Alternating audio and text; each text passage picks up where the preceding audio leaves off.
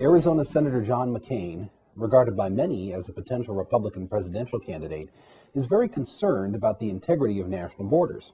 Unfortunately, the border commanding Senator McCain's attention is the one separating Iraq from Syria, not the border dividing the United States from Mexico.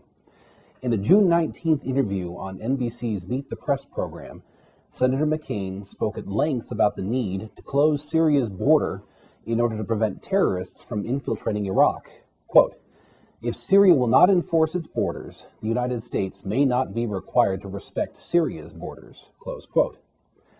Amazingly, McCain, like the Bush administration, displays little concern over Mexico's invasion of the United States via illegal immigration. This is even more remarkable in light of the fact that McCain's own state of Arizona is on the front line. The crisis is not limited to Arizona. Across our nation's southwestern frontier, hospitals inundated with illegal aliens are closing their doors.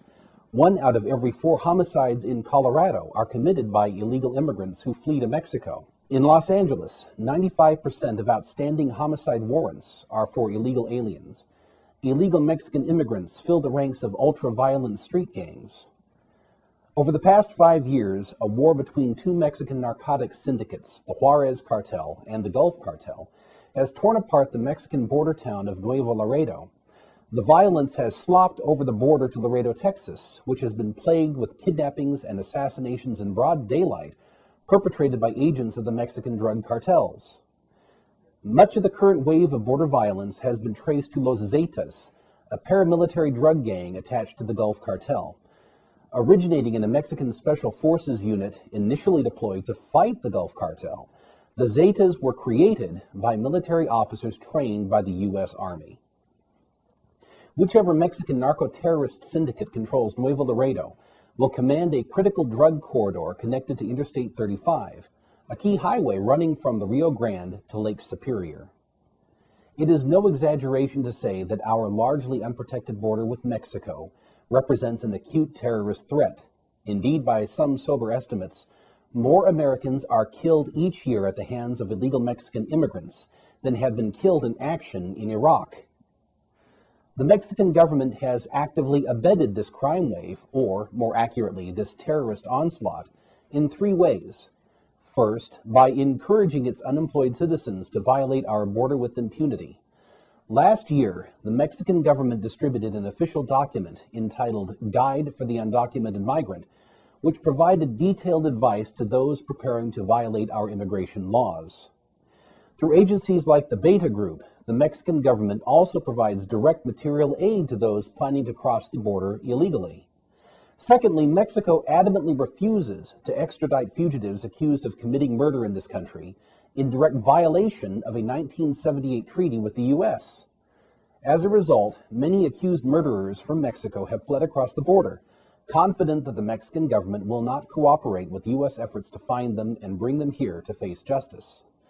Third, working through its official consulates in the United States, the Mexican government disrupts efforts by state and local governments to enforce our immigration laws. Mexican consulates have distributed millions of matricula cards, a non-secure, easily duplicated form of identification, issued to legal and illegal aliens alike. By way of deliberate strategy, Mexico is working to build a classic 5th column within the United States. The immediate objective is to induce Congress to pass a law granting amnesty to Mexican nationals who are in this country illegally. Noted the November 23, 2002 Houston Post, quote, Mexico's foreign minister, Jorge Castañeda, said his country would begin a bottom-up campaign to win U.S. public support for a proposal to legalize 3.5 million undocumented Mexican workers in the United States. Castañeda said Mexican officials will begin rallying unions, churches, universities, and Mexican communities. What's important is that American society sees a possible migratory agreement in a positive light, said Castañeda. We are already giving instructions to our consulates that they begin propagating militant activities, if you will, in their communities, close quote. Which brings us back to John McCain, who is so anxious to defend the integrity of Iraq's border with Syria. Senator McCain has co-sponsored legislation with Democratic Senator Ted Kennedy that would reward illegal immigrants with amnesty and reward the Mexican government with lavish foreign aid subsidies. The measure would confer legal status on those who have violated our immigration laws.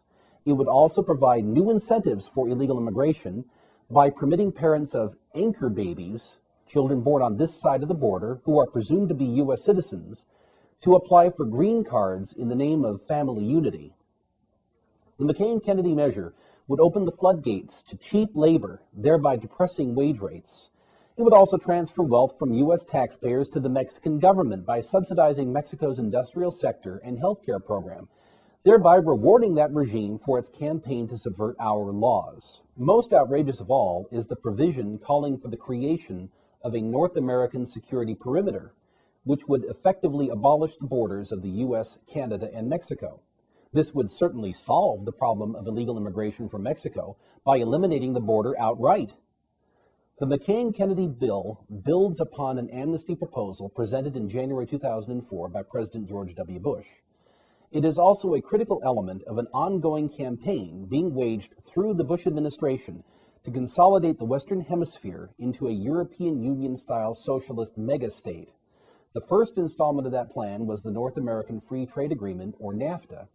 The proposed Central American Free Trade Agreement, CAFTA, represents the next phase, with the envisioned 34-nation Free Trade Area of the Americas, FTAA, looming on the horizon.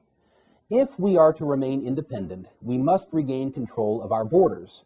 This means, first of all, defeating any proposal to extend amnesty to illegal aliens.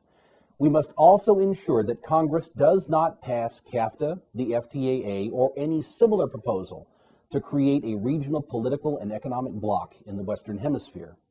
To learn more about what you can do to protect our independence, please visit stoptheftaa.org.